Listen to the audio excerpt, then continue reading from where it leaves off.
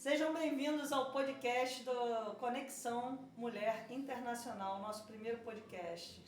E estamos hoje com Cláudia Falcão. Olá, bom dia a todos e a todas.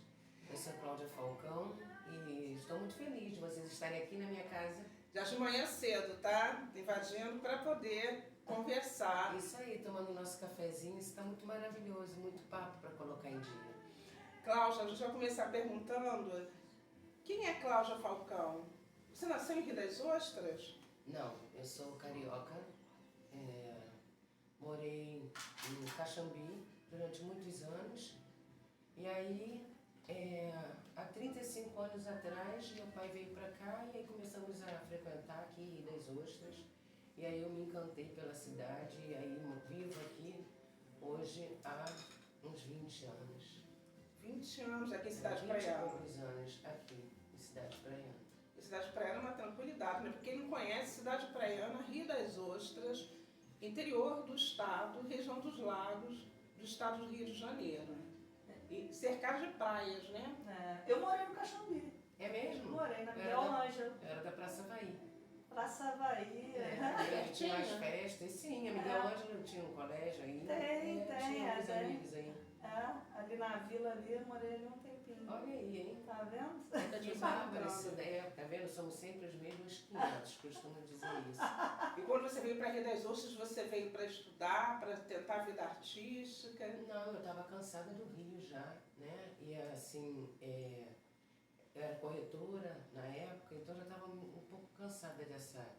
Queria mudar mesmo.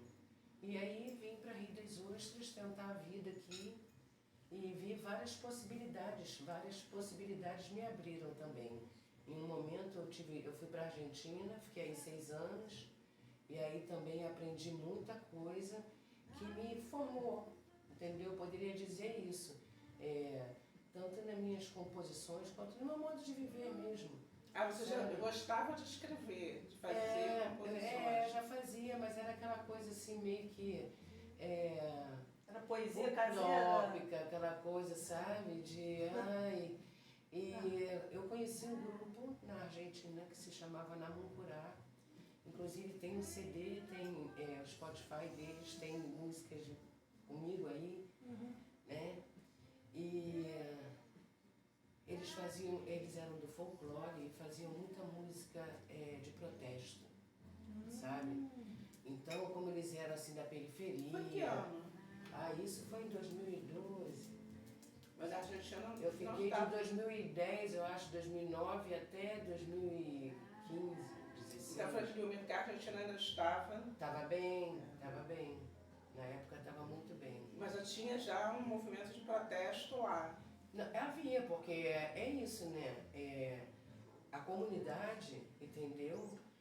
A economia pode estar bem, mas às vezes não atinge aquela determinada comunidade, né?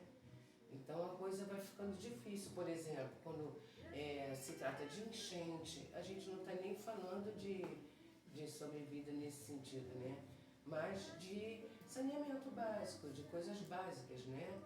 Nada é perfeito, né? Pois é. E aí você veio de lá para cá. E aí eu conheci essa forma de compor, entendeu? Que eu me identifiquei muito, né?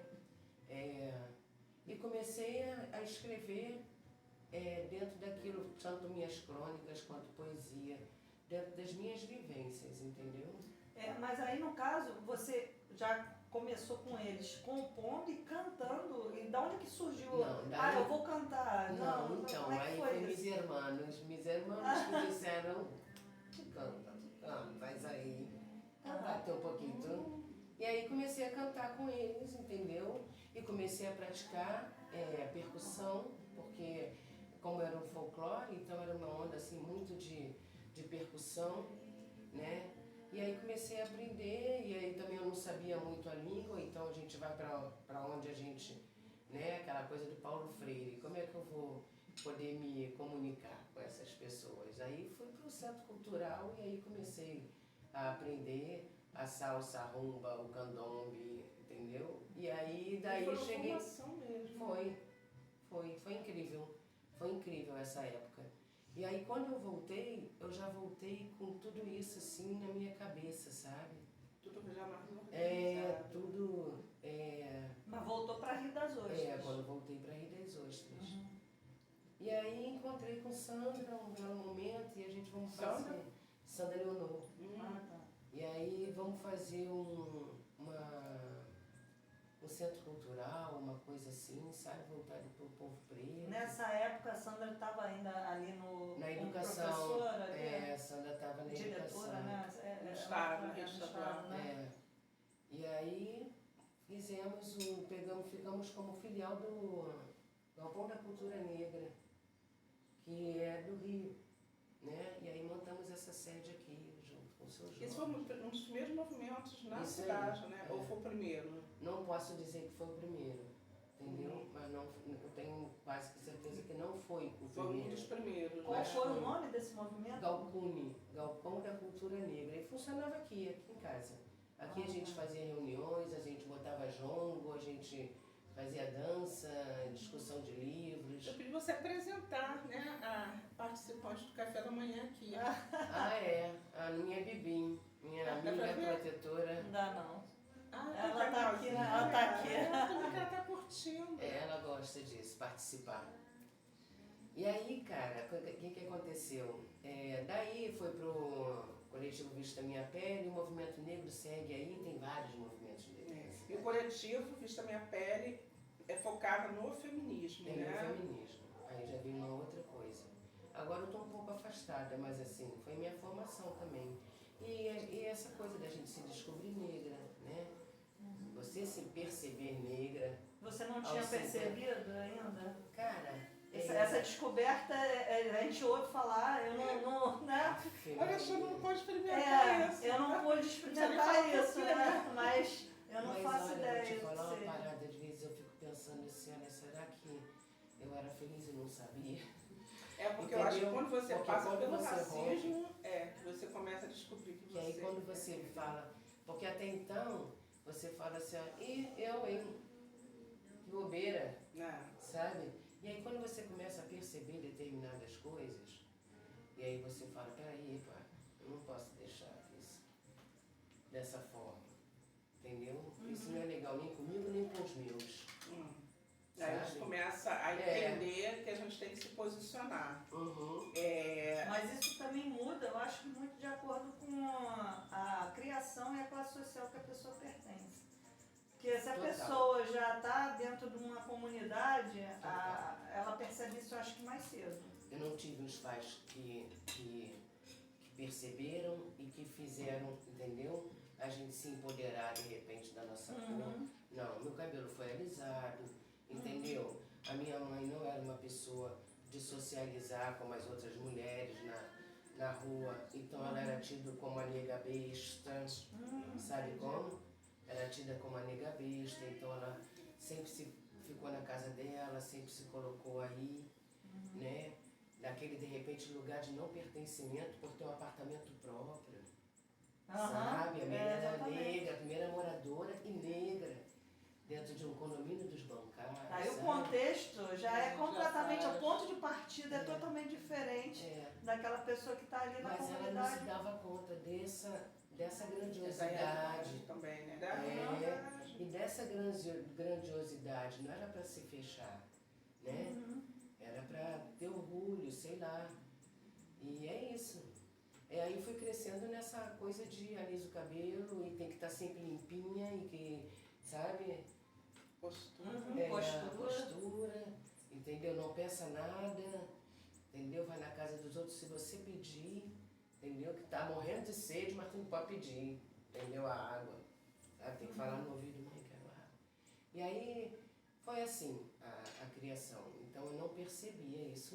Eu acho que está intimamente ligado aí, a criação, Total. A forma, né? E para a pessoa se perceber, exatamente. Total. Aí eu volto a falar de Sandra, né? Eu costumo dizer, eu tô aqui cheia de intimidade, mas eu chamo ela de Dona Sandra, porque ela foi a dona da minha cabeça mesmo nesse sentido, sabe? Ela me aconselhou, me preparou, me instruiu. Foi uma formação de tudo também, que eu aprendi.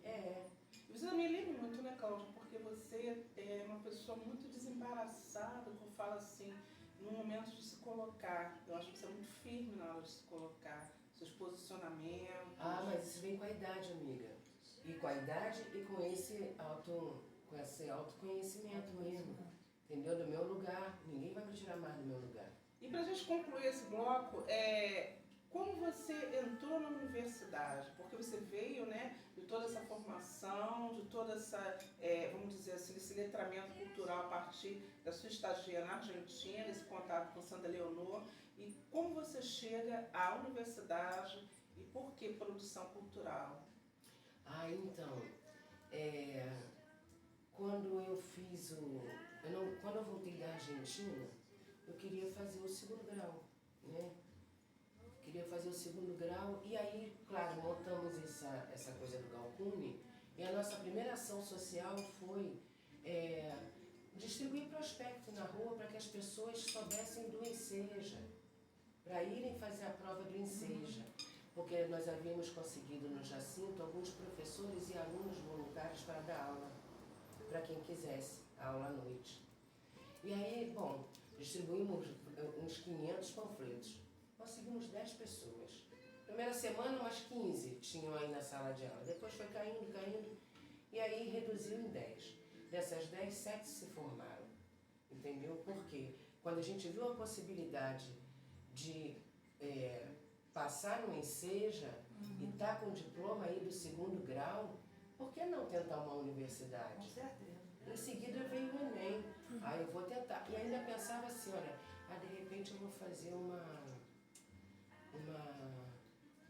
faculdade particular, né, de nutrição, entendeu? Porque meu filho envolvido com essa coisa de musculação naquela época, falei, seria uma boa. Nunca imaginei que eu fosse chegar hoje onde eu estou, no sentido musical, entendeu? Como a coisa Vai mudando, né? E aí eu fiz o Enem e passei. Eu falei, nossa, fiz para produção cultural em primeiro lugar, porque eu já estava nessa onda toda da cultura aí. E minha segunda opção era serviço social. E aí eu passei para produção cultural, eu não acreditei. Eu falei, na UF. Falei, caramba, cara, olha que maneiro, tô eu aqui. Não acreditei. E aí quando eu conheci o curso de produção cultural, amiga, eu vou te falar uma coisa, acho que o mundo deveria fazer. Porque aquilo te abre assim, ó. Entendeu? Qualquer curso te abre assim. E a impressão que você tem a cada curso que você faz e sai é que você sabe, a impressão que tem é que você sabe menos. Não que sabe mais, mas num bom sentido. É motivador a estudar mais. Essa curiosidade, você quer ir para aqui, você quer ir para ali, você quer, né, vai buscando as ramificações aí para seguir, né? E aí me formei em produção cultural, estou com 1 ano de formada. Aí entrei com 50, entrei em 2019.2, né, no segundo semestre. E me formei, fui bolsista, FAPERJ, tá? Fui pesquisadora da página do Facebook Suburbanos da Depressão. Aí eu aprendi a escrever crônicas e tenho várias crônicas muito maneiras. Daqui a pouquinho vai publicar seu livro. Ai, gostaria muito. Entendeu? E como eu fui, na época da pandemia, eu fui porteira do CIEP, entendeu? Então, amiga, eu tenho histórias assim. Nossa, mãe, isso daí dá realmente com certeza, conversa com os alunos e tudo mais. E vamos, né, agora, no nosso intervalo, parar esse primeiro bloco, fechando, não é verdade, o primeiro bloco. Tchau, gente. Até daqui a pouco.